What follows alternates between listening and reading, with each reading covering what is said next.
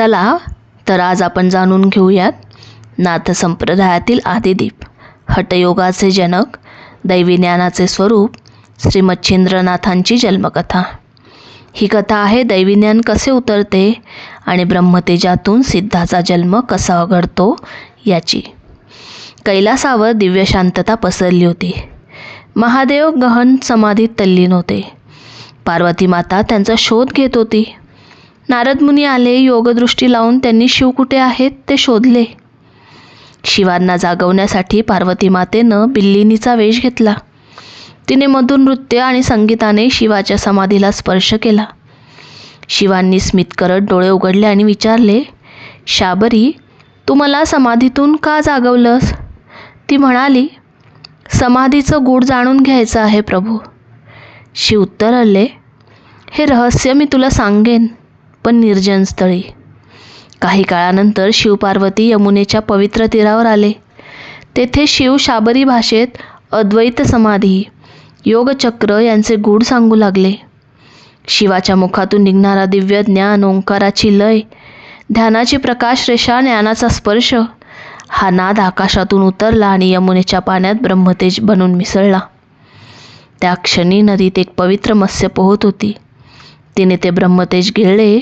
त्या तेजात कवी नारायणांचा आत्मांश जीवस्वरूपाने विलीन झाला. तेज गर्भात रूपांतरित झाले आणि त्या मत्स्येच्या उदरात एक दिव्य तत्व वाढू लागले, जो पुढे बनला महायोगी मच्छिंद्रनाथ. शिव पार्वतीला विचारतात, माझ्या उपदेशाचं सार काय?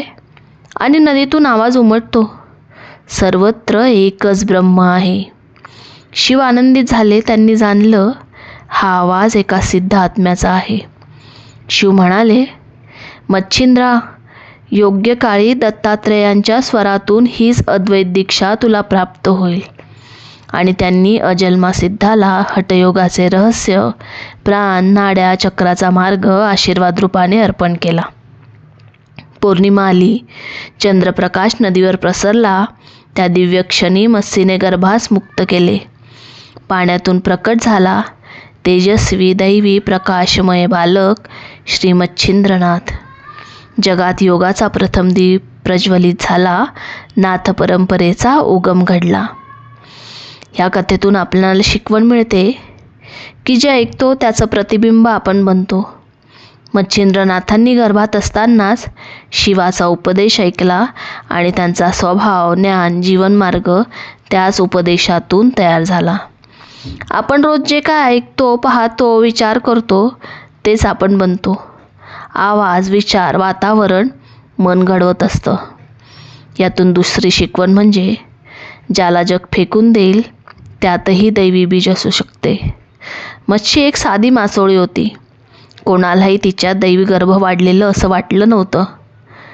ही शिकवण सांगते, देवाची निवड साध्या दुर्लक्षित तिरस्कृत रूपांमध्येही असू शकते. कधीही कोणाला कमी समजू नका. ज्यात आपण दैवित्व पाहत नाही, देव त्यातच प्रकाश निर्माण करतो. ओम मच्छिंद्राय नमः. ही होती श्री मच्छिंद्रनाथांची दैवी जन्मकथा आणि जीवन शिक्षा.